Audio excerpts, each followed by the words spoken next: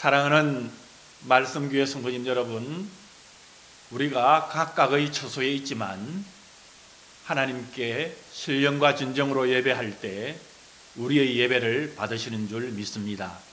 또한 우리 성도님들을 진심으로 사랑하며 또한 뵙고 싶습니다. 또 함께 모여 예배하고 싶습니다.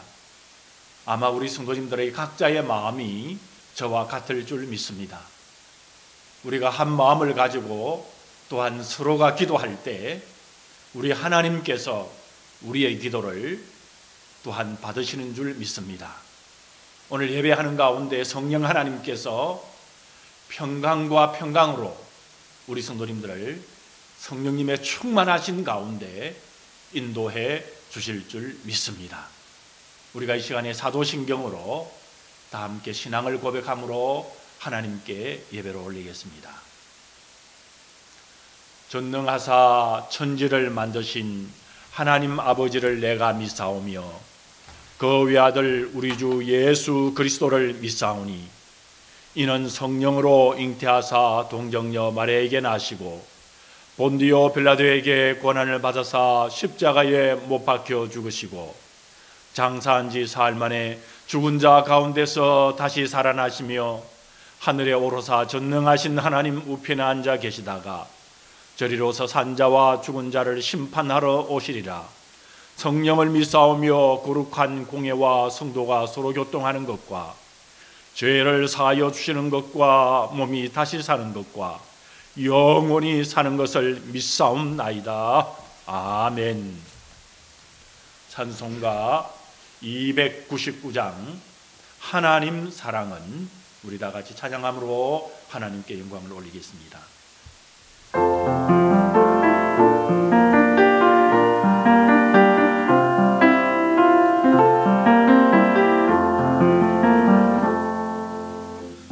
하나님 사랑은 온전한 참 사랑 내 맘에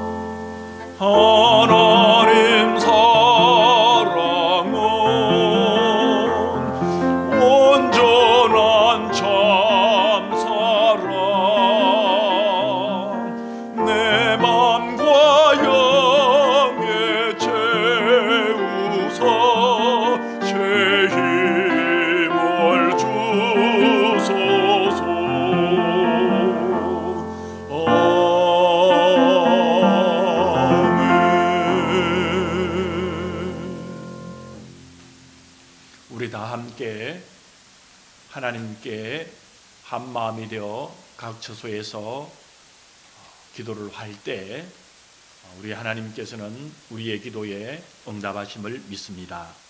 다 함께 기도하시겠습니다.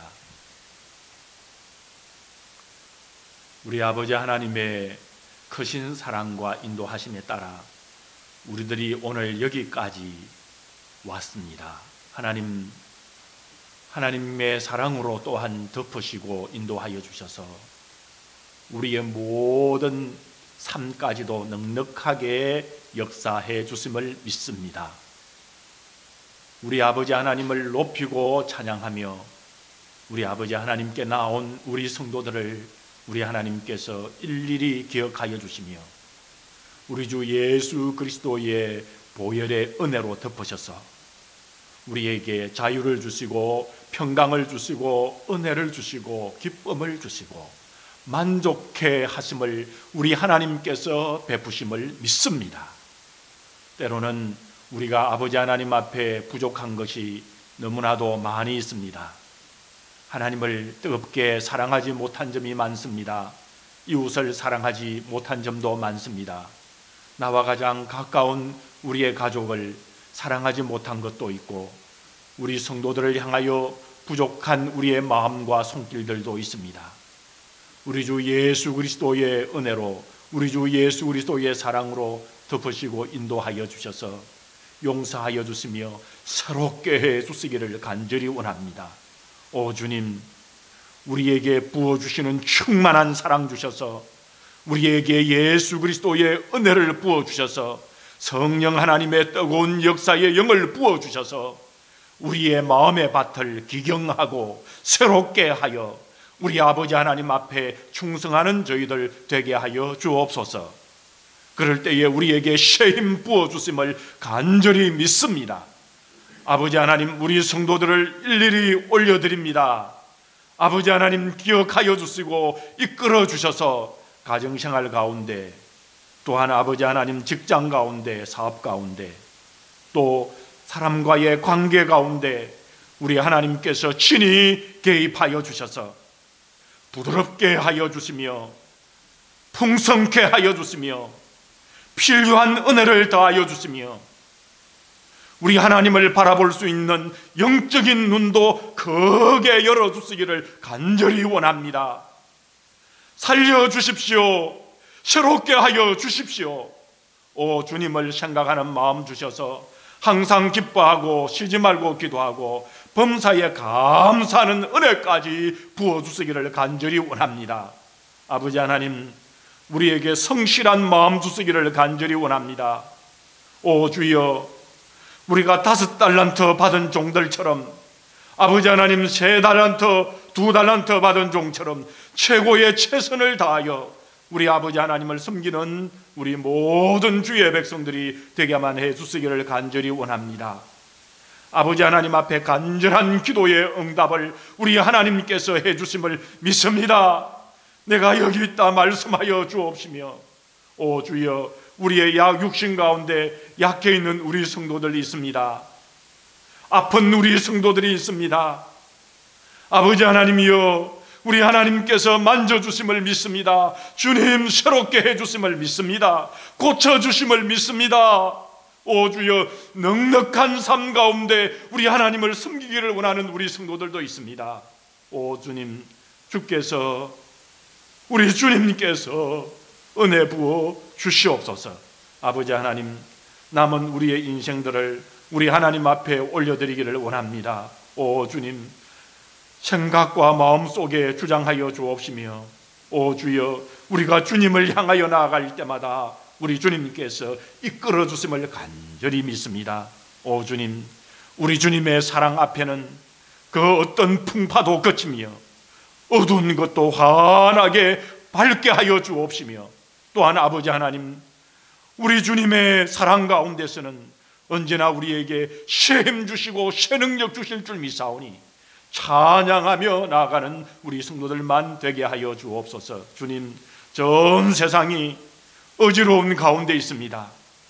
그렇지만은 주님을 섬기는 우리 성도들은 주님을 바라보며 나아가는 마음과 걸음들이 든든하게 세워주셔서, 오 주여, 주님을 섬길 때에 주시는 폭포수 같은 은혜들을 채워주시고 부어주시고 넉넉하게만 인도하여 주옵소서. 각종 질병과 바이러스들이 오늘 온 땅에 퍼져서 우리에게 때로는 두려움을 주고 어려움을 줍니다. 주님이여, 그러나 아버지 하나님, 이 모든 것들에 이기며 승리하는 우리 성도들이 되게만 하여 주옵시고, 악한 것들에게 휘둘리지 아니하도록 긍휼의 은혜를 입혀 주옵소서. 주님, 새롭게 하여 주시고 살려주시고 힘을 주시고, 오 주여, 우리 주님께서 세워주시는 온전한 능력으로만 세워지도록 오 주님, 우리 성도들에게 불쌍히 여겨주시고 은혜 부어만 주시옵소서. 오 주님, 간절히 기도합니다. 우리의 자녀들을 우리 아버지 하나님 앞에 내려놓습니다. 아버지 하나님, 어린 자녀들뿐만 아니라 나이가 많은 자녀들도 우리 부모들의 마음에는 아버지 하나님 안타까운 뿐이며 소원하는 기도뿐이오니 우리 주님 모든 것이 부모님이 되시고 모든 것이 온전하시며 전지전능하신 우리 아버지 하나님께서 오 주여 우리 자녀들을 선한 곳으로 인도하시고 악한 것들로 막아주시며 오 주여 우리 자녀들에게 꿈과 비전과 새로움을 주셔서 우리 부모님들 세대보다 우리 자녀들이 하나님을 잘 섬길 뿐만 아니라 우리 하나님께로부터 인정받는 우리 자녀들이 되게 하여 주시옵소서. 주님, 우리 부모님들을 주님께 올려드립니다. 오늘 우리 부모님들의 세대들을 올려드립니다. 아버지 하나님, 아픔과 질병에서 구하여 주옵시며 넉넉하게 쉼 주셔서 오 주님, 주님을 잘 섬길 수 있게 하여 주옵시고 아직까지 주님을 섬기지 아니하는 부모님들이 있다면 그분들이 어떤 방법과 어떤 기회를 통해서든지 우리 주님을 만날 수 있도록 그리하여 영생의 복을 누릴 수 있도록 참복을 허락하여 주시옵소서. 오 주여, 우리 말씀교회가 구원의 방주의 역할을 넉넉하게 감당하게 하여 주옵시며 우리 성도들을 복음 전하는, 복음 전파하는 전도자와 전파자로 삼아 주옵소서. 오늘 우리 예배를 받으시는 우리 하나님을 찬양하오며 우리 구주 예수 그리스도의 이름으로 감사하며 간절히 기도 올리옵나이다. 아멘.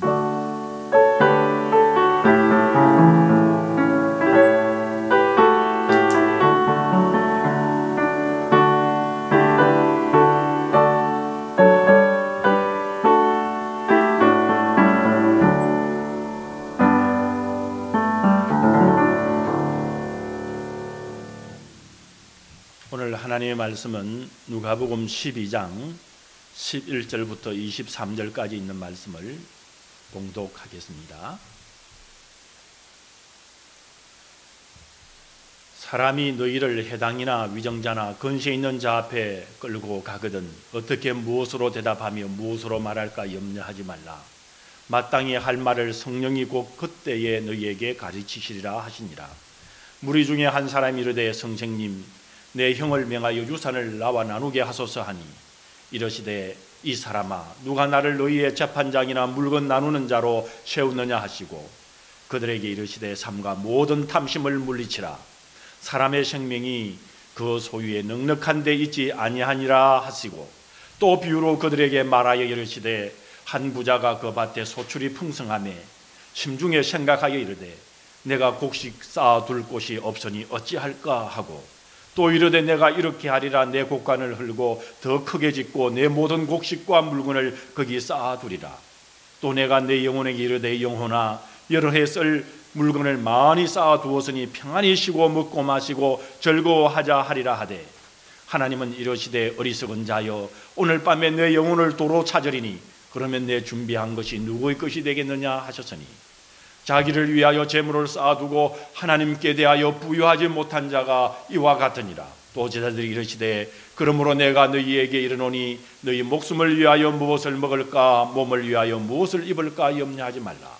목숨이 음식보다 중하고 몸이 의복보다 중하니라. 아멘. 오늘 하나님의 말씀 누가복음 12장에 있는 이 말씀을 가지고 하나님이 인정하시는 삶이라는 제목으로 우리 함께 은혜를 나누겠습니다. 여러분, 사람은 누구나 한 번뿐인 인생을 잘 살기 위해서 어떻든 간에 노력을 하지요. 그래서 사람들은 성공한 사람들의 이 강연이나 또 베스트셀러 그런 책 등을 통해서 인생을 배우려고 하는 것입니다. 요즘은 유튜브를 보면은 유튜브에서 인생 성공에 대한 것을 가르치는 분들이 여러 가지 분야에서 가르치는 것을 우리가 보게 되는 것입니다. 물론 그들이 말하는 것을 우리가 배울 수 있는 부분이 있지만은 때로는 그렇지 않은 것들도 있는 것입니다. 오히려 그들 중에는 사회적인 문제를 일으키는 사람도 있고 그리고는 세상에서 어느 누구도 인생을 가르치기에는 무리가 있다는 것을 우리가 알게 되는 것입니다. 저는 오늘 우리의 인생에서 권위를 갖고 실수 없이 바른 길로 인도하신 한 분, 그리고 인생에 대하여 충분히 말할 수 있는 자격을 가지신 분, 가장 가치 있는 일이 무엇인가를 아셨고, 그리고 또한 가르친 대로 그대로 사셨던 분, 그리고 아버지 하나님께서 인정하시고, 그리고 아버지 하나님께서 기뻐하시는 인생의 삶을 모범으로 사셨던 분으로, 우리 사람으로 오셨던 우리 예수님의 말씀을 통해서 하나님께서 인정하시는 삶이 무엇인가를 오늘 듣기를 원합니다. 오늘 본문 말씀을 보면 예수님께서 수많은 사람들이 모인 가운데 하나님의 이 귀한 말씀을 전하고 계십니다. 예수님께서는 그 당시 종교 지도자들과 이 위선자들 앞에서 하나님을 시인하는 문제에 대하여 열정적으로 말씀하고 계십니다. 그리고 사람들은 사람의 몸을 입고 이 땅에 오신 우리 예수님의 선포되는 놀라운 말씀을 놓치지 않고 정성을 다하여 말씀을 듣고 있었습니다. 그런데 오늘 본문에 보면 갑자기 한 사람이 불쑥 그 말씀 가운데 끼어들고 있습니다. 그는 너무나도 분해서 견딜 수 없다는 표정으로 우리 예수님께 이렇게 말을 했습니다. 선생님, 내 형을 명하여서 유산을 나와 나누게 하소서. 그렇게 불쑥 이 한마디를 던졌습니다. 한마디로, 선생님, 제 돈을, 제 몫을 좀 받아주십시오. 그렇게 이야기를 한 것입니다. 이 사람은 자신이 받아야 될 이 유산의 정신이 빼앗겨서 예수님의 말씀에는 깃전으로 흘러버리고는 예수님께 자기 편이 되어달라고 요청하고 있었습니다. 예수님은 이 무례한 행동을 하는 사람에게 교훈을 주시기 위하여 그냥 두시지 않으셨습니다. 우리 예수님께서는 이 사람아, 누가 나를 너희의 재판장이나 물건 나누는 자로 세웠느냐? 그리고 예수님은 그에게 물질보다 중요한, 돈보다 중요한 인생을 가르쳐 주시기 위해서 오늘 말씀을 주셨습니다. 이 말씀은 이 사람뿐만 아니라 모든 사람들이 들어야 될 귀한 말씀이요, 경고의 말씀이셨습니다. 삶과 모든 탐심을 물리치라. 사람의 생명이 그 소유에 넉넉한 데 있지 아니하니라 말씀하셨습니다. 다시 말하면 너희는 조심해서 욕심을 멀리해라. 재산이 차고 넘치더라도 인생은 그 재산에, 그 돈에 달려있는 것이 아니다 말씀하셨습니다. 그런데 예수님께서 하신 이 말씀이 안타깝게도 우리가 매일 듣고 있는 말과는 너무나도 다른 말씀인 것입니다. 오늘날 세상은 우리에게 이렇게 말을 하고 있습니다. 좋은 집에 살아라. 그러면 인생의 수준이 달라질 것이다. 최고의 고급차를 타라. 그러면 당신은 더 멋진 인생의 주인공이 될 것이다. 더 행복한 인생을 살기 위해서는 더 멋진 옷을, 명품 옷을 사고 입어라. 이렇게 세상은 늘 우리에게 속삭이며 유혹하고 있습니다. 그러나 이런 말들은 우리가 이 땅에서 살기 때문에 그럴듯하게 들릴 수 있지 모르지만은, 그러나 진실로 알고 보면 모두가 거짓인 것을 우리가 깨닫게 됩니다. 우리는 이것이 거짓이라는 것을 알면서도 때로는 이런 말들과 이런 유혹에 우리 예수님을 믿는 사람이라 할지라도 잘 넘어가는 것을 우리가 볼 수가 있습니다. 오늘 본문에 나오는 이 동생의 형도 마찬가지였습니다. 세상에서 만들어 놓은 법을 어기면서까지도 유산을 독차지하려고 하고 있습니다. 세상에서 그 무엇보다 중요한 형제 간의 의리를 저버리고 부모의 유산을 혼자 독차지하고 그리고는 혼자 누리려고 하는 악한 욕심 많은 형이었습니다. 한편 우리 모든 부모들은 누구나 인생은 약하기 때문에 내 자식도 욕심을 가질 수 있다는 것을 아셔야 합니다. 내 자식만큼은 세상의 어떤 사람들과 다르게 싸우지 않을 것이다. 그렇게 여러분 생각하지 말아야 하는 것입니다. 혹 우리 부모들은 옷 한 벌이라도 콩 한 조각이라도 혹 남길 유산이 있다면 평소에 지혜롭게 처신을 또한 해야 하는 것입니다. 왜냐하면 부모들의 잘못된 처신을 통해서 물려준 유산으로 인하여 형제들 간에 전쟁 아닌 전쟁이 일어나는 것을 여러분 보지 않습니까? 어설프게 유산을 남겨놓는 것보다 차라리 유산이 없는 것이 자녀들의 형제 우애를 더 잘되게 하는 것을 우리가 또한 볼 수 있습니다. 만약에 물려줄 유산이 조금이라도 있다면 자녀들의 의가 상하지 않도록 우리 부모님들은 지혜롭게 교통정리를 잘 해야 할 줄 압니다. 왜냐 그러면 대부분의 인생들이, 아니 모든 이 땅에 사는 인생들은 모두가 자신 중심으로 자기 욕심을 다 가지고 있기 때문인 것입니다. 예수님은 이런 물질에 약한 우리의 연약함과 우리의 인생을 너무나도 잘 아시기에 오늘 본문에 한 비유를 들어서 말씀하고 계십니다. 16절부터 나오는 예수님의 비유에는 한 부자가 등장하고 있습니다. 이 부자는 그의 밭에서 풍성한 소출을 이루어 그의 창고는 이제 더 이상 곡식을 쌓을 수 없을 만큼 가득가득 찼습니다. 행복한 고민에 빠진 그는 이렇게 오늘 본문에 보면 말을 합니다. 그래, 창고를 헐고 창고를 크게 짓자. 이제 모든 걱정은 사라지고 창고를 크게 지어서 곡식을 가득가득 쌓아놓았습니다.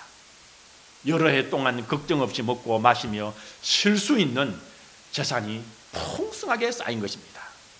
이것은 오늘날 세상에서 말하는 성공한 삶인 것입니다.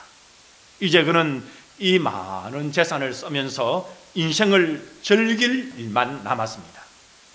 그런데 아주 심각한 문제, 오늘 이 부자가 고려하지 않은 일이 일어났습니다. 그것은 바로 인생의 시간이 다 된 것입니다.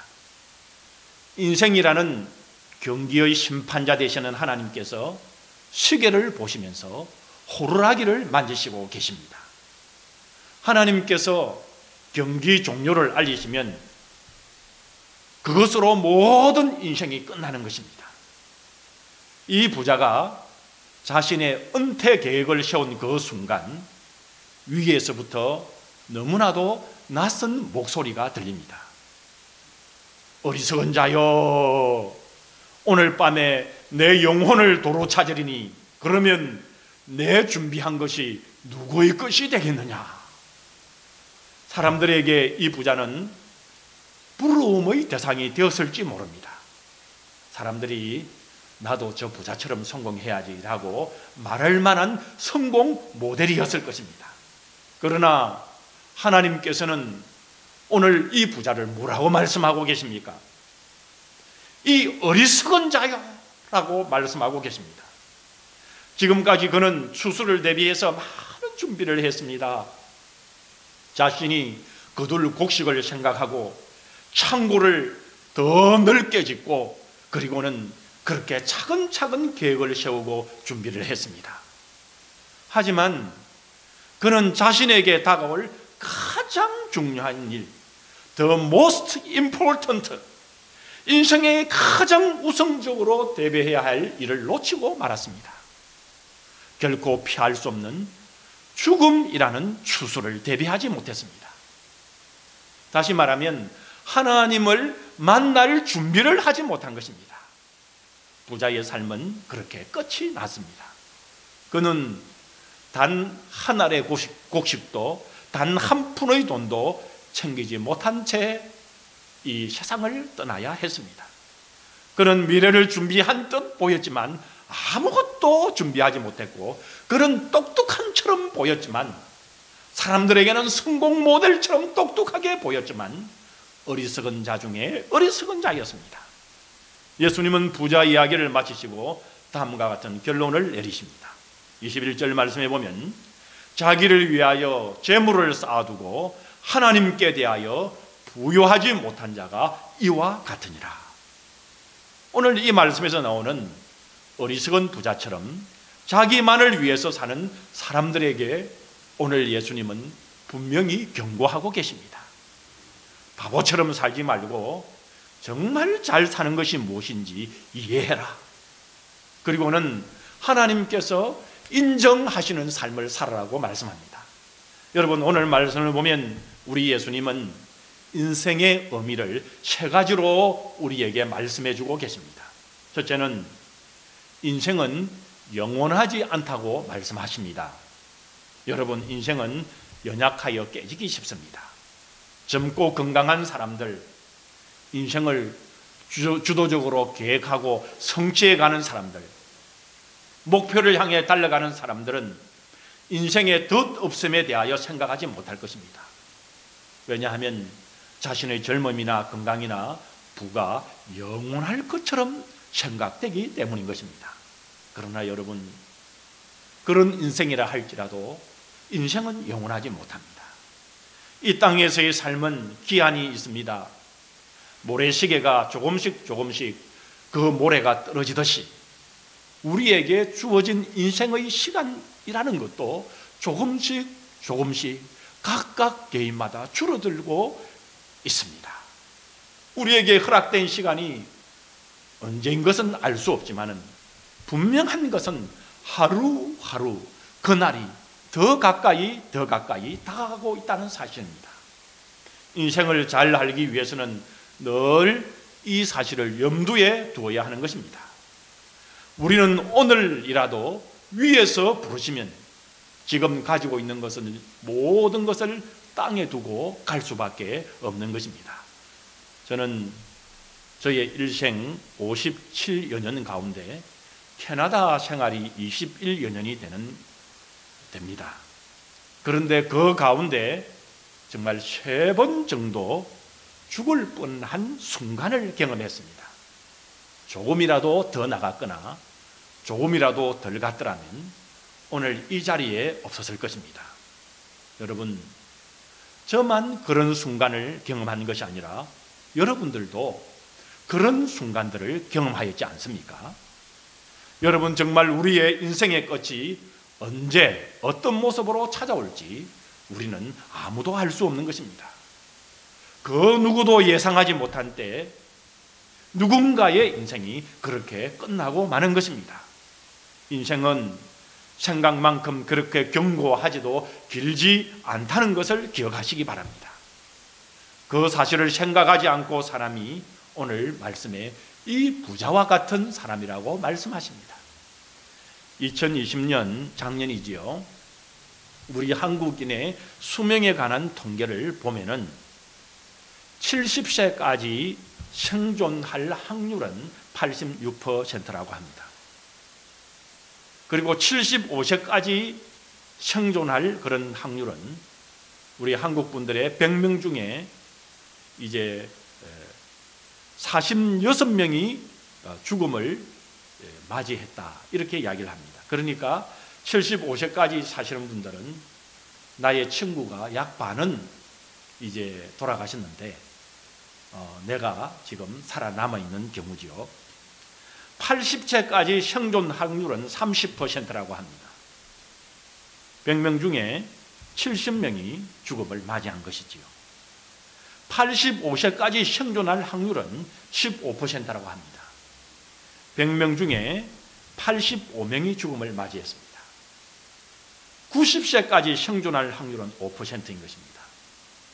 100명 중에서 이제 95명은 돌아가시고 이제 5명이 남아있다는 것이죠. 그러니까 90세까지 살아있을 확률은 그렇게 많지 않다는 것을 우리가 알 수 있습니다. 이 통계로 우리가 알 수 있는 것은 90세 안에는 거의 돌아가신다는 것입니다. 여러분, 우리는 인생이 이 땅에서 100년도 못 사는 연약함과 덧없음을 잊지 말고 언제라도 내 삶이 끝날 수 있다는 인식 하에서 살아가야 합니다. 그러니 중요한 일을 미루지 마십시다. 그 중요한 일을 먼저 해야 하는 것입니다. 그러면 여러분, 우리에게 그 중요한 일은 무엇일까요? 인생에 있어서 죽음을 생각하고 준비하는 것보다 중요한 일은 없는 것입니다. 오늘 우리는 이 땅에서의 인생이 끝나고 하나님 앞에 서게 될 그날을 여러분 준비하셨습니까? 우리 예수님께서 나를 위해 죽으시고 내 모든 죄를 사하셔서 하나님과 인격적인 관계가 맺어주심을 확신하면서 살아가고 계십니까? 만약 그렇지 않다면 무엇보다 우선적인 일을 대비하셔야 합니다. 언제 우리가 하나님 앞에 서게 될지는 아무도 모르기 때문입니다. 그러니 이를 위해서 간절히 기도하며 준비하십시다. 하나님, 저는 정말 인생의 참된 의미를 발견하고 구원의 확신과 천국의 소망 가운데 살기를 원합니다. 오직 나의 참된 소망은 우리 주 예수님이십니다. 하나님, 저를 도와주십시오. 이렇게 기도하며 하나님 앞에 있는 나의 모습 그대로 솔직하게 하나님 앞에 나아가십시다. 그러면 하나님께서 우리의 기도를 들으시고 선하게 인도해 주실 줄 믿습니다. 하나님의 나라 천국으로 우리 구주 예수님의 그 선하신 역사하심을 믿는 믿음 안에서 우리를 인도해 주실 것입니다. 오늘 여러분 말씀을 보면 우리 예수님은 인생의 의미를 세 가지로 우리에게 말씀해 주십니다. 그 두 번째는 인생은 가진 것으로 결정되지 않는다라고 말씀하십니다. 사람의 생명이 그 소유에 넉넉한 데 있지 아니하니라. 내가 얼마나 많이 가지고 있느냐가 인생의 의미를 결정하지 않는다고 말씀하셨습니다. 나의 재물은 보다 중요한 목표를 이루기 위한 수단인 것입니다. 재물 그 자체가 목표가 되어서는 안 되는 것입니다. 재물은 우리가 살아가는데 꼭 필요한 것입니다. 아무도 부인할 수 없습니다. 그러나 재물이 나의 인생의 목표가 되고 이 재물에 내 마음을 뺏기게 된다면 바로 그것이 문제가 되는 것입니다. 재물은 더 중요한 목표를 위한 수단이 되어야만 합니다. 하지만 우리가 주의하지 아니하면 나도 모르는 사이에 이 재물이 내 인생의 목표가 될 수가 있습니다. 그런데 불행하게도 오늘날 많은 사람들의 인생의 목표가 바로 이 수단인 재물이 인생 목표의 자체가 되어버리고 말았습니다. 입술로는 아니라고 말할지 모르지만 삶을 들여다보면 부인할 수가 없습니다. 많은 사람들이 돈을 벌어서 재산을 벌고 그것을 누리기 위해서 삽니다. 그러나 여러분, 사실 인생은 그 이상의 것임을 아셔야 합니다. 우리 인생은 그것 이상입니다. 스스로에게 질문해 보십시다. 내가 재물을 소유하고 있는지, 재물이 나를 소유하고 부리고 있는지. 만약 재물이 나를 소유하고 있다면 나는 탐욕에 의해서 움직이게 될 것입니다. 많이 가지는 것을 성공이라고 믿고 더 많이 가지기 위해서 노력할 것입니다. 어떤 방법과 수단을 쓰지 않고 재물이 목표가 되는 사람에게서는 무엇이든지 버리고 무엇이든지 성취하면서 아무리 중요한 것이라도 버리고 재물이 수단이 되어서 사는, 탐욕에 어글거리면서 살아가는 그 인생이 되어버리고 마는 것입니다. 가진 것으로 나의 가치를 드러내려고 하고, 그리고 다른 사람도 그렇게 평가할 것입니다. 내가 가진 것이 내가 어떤 사람인가를 말해준다고 착각하며 살 것입니다. 그 사람은 점점 더 자신의 존재감을 높이기 위해서 재물에 매달리게 될 것입니다. 더 좋은 집, 더 좋은 차, 더 좋은 제품들, 더 좋은 명품 옷들이 반드시 필요하게 되는 것입니다. 과연 그런 것들이 인생을 보다 의미 있게 만드는 것이겠습니까? 오래전에 한국의 어떤 여대생이 방송에 나와서 자신의 이상형을 키가 큰 남자라고 이야기하면서, 웃자는 의미에서 물론 말했겠지만은 키가 180이 안 되는 남자는 한국에서 루저다, 패배자라고 말해서 한동안 이슈가 되었습니다.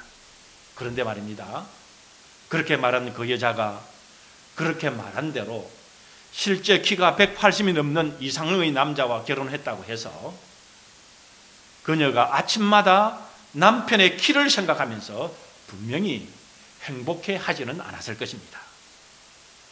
외적인 것이 인생의 의미를 결정하는 것은 아닌 것입니다. 마찬가지로 더 많이 가진 인생이 더 행복한 인생이 되는 것은 아닌 것입니다. 성경은 탐심이 우상 숭배라고 말씀하고 있습니다. 재물에 대한 과도한 욕심이 우리의 믿음과 우리의 삶을 망쳐놓는 것입니다. 우리 하나님께서 제일 싫어하는 것이 무엇입니까? 우상 숭배 아닙니까?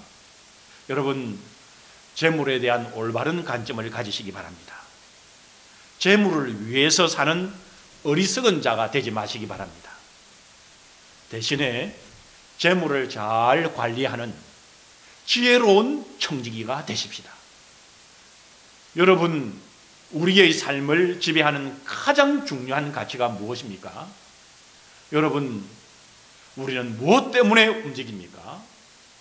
우리의 눈을 번뜩이게 하는 것은 무엇입니까? 힘들어도 우리에게 무언가를 하게끔 만들고 내가 정말 살아있음을 경험케 하는 것이 무엇입니까? 우리는 무엇 때문에 안타까워하고 무엇 때문에 괴로워하고 무엇 때문에 눈물을 흘리게 만듭니까? 한 번뿐인 인생에서 우리는 지금 무엇을 위해서 살고 계십니까? 이 질문에 답하기 위해서 마지막 오늘 말씀에서 주시는 교훈을 살펴보기를 원합니다. 세 번째로, 인생은 하나님에 대한 부요함에 달려 있다는 것을 말씀하십니다. 여러분, 우리의 인생의 의미는 그 소유의 넉넉함에 있는 것이 아니라 하나님의 부요하심에 달려 있다고 말씀하고 있습니다. 인생은 우리가 어떤 집에 살고 어떤 차를 타고 어떤 옷을 입고 사느냐에 결정되지 않습니다. 내가 얼마나 좋은 고급 물건을 가지고 있고 어느 대학을 나왔고 내 외모가 얼마나 뛰어나고 내 직장에서 받는 월급이 얼마인가, 그것이 인생의 가치가 결정되는 것이 아닙니다. 그러나 이 세상은 그런 것들로 점수를 매기고 성공과 실패를 따질지도 모릅니다. 그러나 우리 하나님이 보시는 인생은 우리가 하나님과의 관계를 어떻게 맺고 있는가, 우리 하나님을 우리 주 예수 안에서 얼마나 신뢰하고 있는가에 달려 있습니다.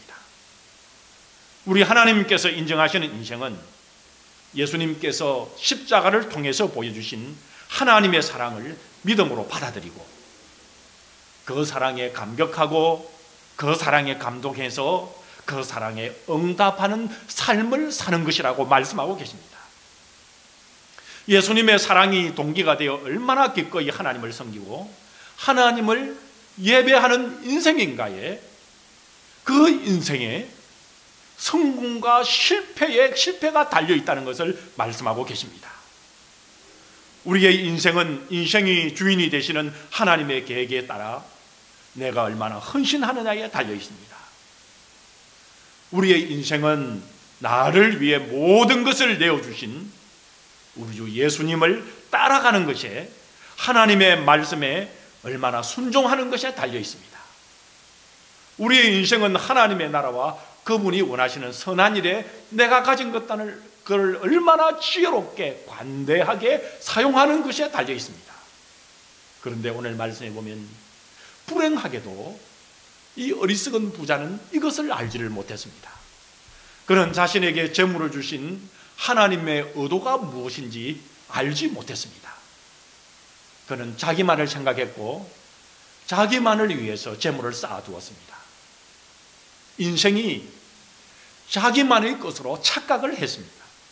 여러분, 오늘 말씀의 계속에 보면 이 부자는 자신이 어떻게 하겠다는 말을 계속하면서 하는 말이 내 곡식, 내 곡간, 내 물건, 내 영혼, 완전히 네네네네 하면서 자신에게 빠져 있습니다. 여러분, 저희들이 한국에 있을 때 말입니다, 저희의 어린 자녀들이 한참 TV 유치원 프로에서 부른 노래가 여러분 있는데요. 텔레비전에 내가 나왔으면 정말 좋겠네, 정말 좋겠네, 춤추며 노래하는 이쁜 내 얼굴. 여러분, 그렇게 불렀던 TV 유치원 노래를 여러분 기억하지 않습니까? 그런데 말입니다, 유치원에 다니는 어린 아이들이 이렇게 부르면 예쁘지만 만약에 다 큰 어른이 이런 노래를 부르고 있으면 문제가 되는 것입니다. 만약에 어른이 되어서도 내 곡식, 내 곡간, 내 물건, 내 이런 모양으로 산다면 여러분 어떤 모습인 것입니까? 우리 주님께서 보실 때, 우리 하나님께서 보실 때는 어떤 모습이시겠습니까? 마치 어른이 어린아이 옷을 입고 텔레비전에 내가 나왔으면 정말 좋겠네, 정말 좋겠네, 춤추며 노래하는 예쁜 내 얼굴, 이런 노래를 부르며 이렇게 사는 것과 같은 것 아니겠습니까? 여러분, 이런 노래를, 어른이 되어서도 이런 노래를 부르고 산다면 여러분, 그 어른은 어디에 가야 되겠습니까? 정신병원에 가야 하는 것입니다. 그런데 말입니다, 이 세상에는 자기 중심적이고 자기만 아는 사람들이 너무너무 많습니다. 여러분, 하나님께서 우리들을 향하신 인생 계획은 우리들이 생각하는 것보다 훨씬 더 큰 것입니다. 그것은 나를 뛰어넘고, 그리고는 내가 속한 가정을 뛰어넘어 우리 하나님의 나라에 대한 것입니다. 하나님께서 왜 우리에게 재물과 건강을 주셨는지 여러분, 우리는 생각해 봐야 합니다. 여러분, 하나님께서는 왜 우리를 이곳으로 인도하셔서 이 말씀을 듣게 하는지, 하나님께서는 왜 우리를 오늘 이 세계에서 제일 살기 좋은 나라, 부유한 나라 캐나다에 살게 하시고 지금까지 먹이시고 입히시고 인도하셨는지를 생각하셔야 합니다. 비가 와도 편히 잘 수 있는 집을 주시고, 옷장에 문을 열면 입을 옷을 가득 주시고, 어떤 음식이든지 간에 배부르게 먹고도 남을 음식을 주셨습니다. 먹을 것이 없어 걱정하기보다 오늘날 우리의 모든 형편들은 먹고 살찔까 봐 고민하는 것이 여러분 우리들이지 않습니까? 여러분, 우리는 이제 하나님의 의도가 무엇인지 분명히 생각해야 합니다. 하나님께서는 자신만을 위해 살았던 부자를 어리석은 자, 바보라고 그렇게 말씀하고 있습니다. 저는 오늘 말씀을 마치면서 또 다른 바보 한 사람을 소개하고 싶습니다. 제가 아마 여러분들께 오래전에 한번 말씀드렸습니다마는 그 청년 바보 의사라는 책의 주인공인 안수현이라는 예수님을 믿는 한 젊은 의사입니다. 그는 환자에게 그냥 말만 하고 진료하고 이렇게 돌아서는 여느 의사들과는 달랐습니다. 한밤중에라도 환자를 찾아가서 그 침상에 앉아서 그 환자를 위해 기도해주고, 때로는 환자들의 이야기를 들어주느라 새벽까지 그 자리를 지키는 사람이었고, 그리고 의사 가방에는 경건 서적과 그리고 찬양 테이프를 가득 넣고 우리 주님 모르는 사람이 있을 때 필요한 사람들에게 나누어주고, 그리고 한국의 의학 분업을 통해서 의사들이 파업할 때 자신의 믿음대로 환자가 너무나도 불쌍해서 환자 곁을 지켰던 사람입니다. 세상 사람들이 볼 때는 정말 바보고 의사들에게 따돌림을 받는 그런 바보였습니다. 그런 그가 군의관으로 복무하다가 유행성 출혈열에 걸려서 33살의 나이로 세상을 떠나게 됩니다. 그런데 놀라운 일이 벌어졌습니다. 한 평범한 청년의 장례식에 4,000명이 넘는 사람들이 모인 것입니다. 함께 했던 동료 의사들, 간호사들, 그리고 그를 아는 모든 병원 직원들, 그리고 열심히 주님을 섬기고 교회 다녔던 청년이었기에 교회 선후배들, 그리고 군인들 뿐만 아니라 병원에서 청소하시는 분들, 식당의 아주머니들, 침대를 미는 병원의 침대 도우미들, 그리고 매점 앞에서 구두를 닦는 분까지, 그 구두 닦는 분은 자신에게 허리를 굽혀 공손하게 인사하는 의사는 그 청년이 평생 처음이라고 이야기했습니다. 수많은 사람들이 그 삶의 영향을 받았고 그가 베푼 사랑의 수혜자가 되었습니다. 그는 같지만은 그 청년 바보 의사라는 책을 통해서 수많은 사람들이 감동을 받고 자신의 인생을 돌아보고 좋은 인생으로 그 삶을 되돌리고 있습니다. 그는 비록 짧은 인생을 살았지만 그 누구보다도 많은 아름다운 흔적을 남기고 갔습니다. 그의 영혼이 얼마나 아름다울지, 주님 앞에 얼마나 영광스러울지 생각해 보십시오. 이러한 인생이 하나님께는 부요한 인생인 것입니다. 이처럼 하나님께 부요한 인생이 진짜 잘 사는 인생 아니겠습니까? 여러분은 이 세상을 떠난 후에 어떤 사람으로 기억되기를 원하십니까? 그렇다면 지금 어떤 삶을 살아야 할까요? 하나님과 긴밀히 동행하고 아침마다 새로운 하나님의 은혜를 누리고 하나님의 말씀과 하나님이 주시는 영적인 기쁨으로 우리의 마음을 가득 채우도록 하십시다. 그냥 사는 것이 아니라 그냥 재물을 쌓아두고 더 가지려고 발부둥치며 더 가지지 못해서 안달하며 더 가지지 못해서 불평불만하고 괴로워하며 그리고 자포자기식으로 될 대로 되라고, 그리고 하나님 앞에서도 원망하며 사는, 그렇게 사는 인생이 아니라 여러분 하나님을 위해서 사는 인생이 되십시다. 사람의 충만한 가운데 욕심을 버리고 여러분 사람의 욕심 가운데 살지 말고 성령님의 주시는 그 마음으로 성령님의 충만한 역사하심으로 우리 주님의 뜻에 합당하게 나의 재물과 나의 자원들을 지혜롭게 사용하며 사십시다. 혹 우리의 재물뿐만 아니라 우리의 건강까지도 우리의 탤런트까지도 그렇게 지혜롭게 사용하며 사십시다. 무엇보다도 하나님의 나라와 하나님의 의를 이루는 일에 우리 자신들을 기꺼이 드릴 수 있는 저와 여러분 우리 모두가 되기를 바랍니다. 우리가 그런 인생을 살면 세상은 혹 우리를 향하여 바보라고 할지도 모릅니다. 그렇지만은 하나님은 그렇지 아니하십니다. 여러분은 어떤 선택을 하시겠습니까? 세상으로부터 혹 바보라는 평가를 받고 하나님으로부터는 참 지혜로운 하늘나라의 부자라고 평가를 받으시겠습니까? 아니면 세상으로서는 부자라는 평가를 받고 하나님으로부터는 어리석은 바보라는 평가를 받고는 뜨거운 지옥불에 물 한 방울 떨어뜨려 달라고 애원하는 부자가 되시겠습니까? 오늘 이 말씀을 들으시는 분들은 하나님으로부터 부자라는 평가를 받는 기회를 잡으십시다.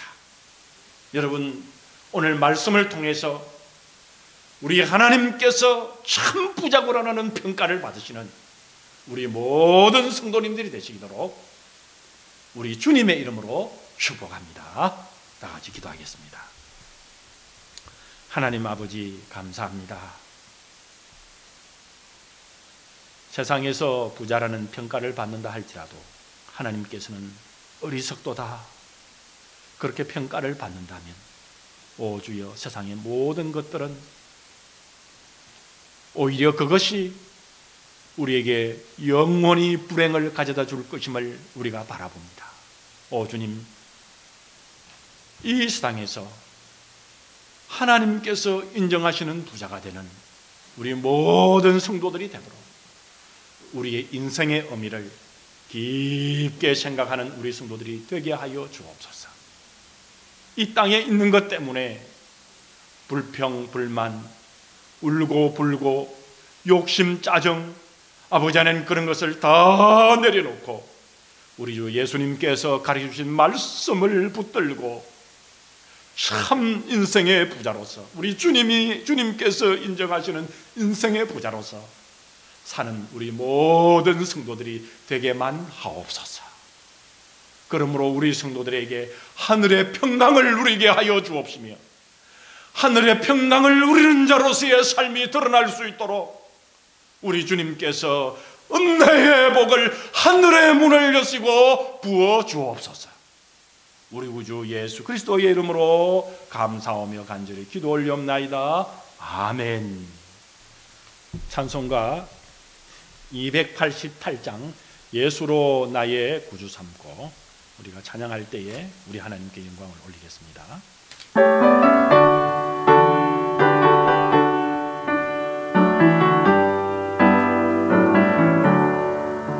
예수를 나의 구주 삼고 성령과 피로서 거듭나니 이 세상에서 내 영혼이 하늘의 영광 누리도다. 이것이 나의 간증이요 이것이 나의 찬송일세. 나 사는 동안 끊임없이 구주를 찬송하리로다. 온전히 주께 맡긴 내 영 사랑의 음성을 듣는 중에 천사들 왕래하는 것과 하늘의 영광 보리로다. 이것이 나의 간증이요 이것이 나의 찬송일세. 나 사는 동안 끊임없이 구주를 찬송하리로다.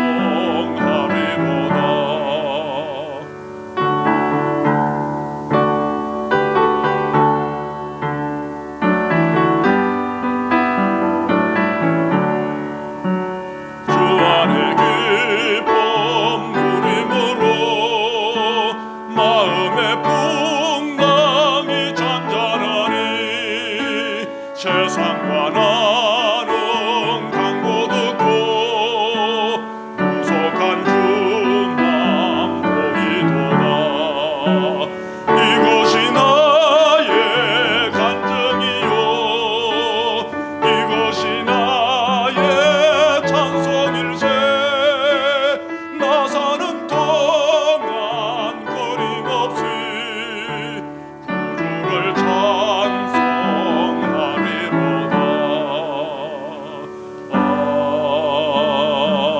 아멘.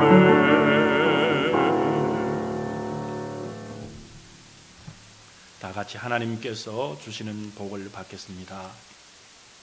이제는 우리 주 예수 그리스도의 은혜와 우리 아버지 하나님의 거신 사랑하심과 성령 하나님의 역사, 감동, 인도하심이 참 부자로서 부유한 자로서 하나님께로부터 인정함을 받는 참 청직으로서의 놀라운 하나님의 부유하심의 인정을 받는 우리 말씀교회 성도들과 오늘 주님을 섬기는 모든 이 땅의 주의 백성들과 우리 자녀들 머리 위에 이제로부터 영원까지 함께 계실지어다.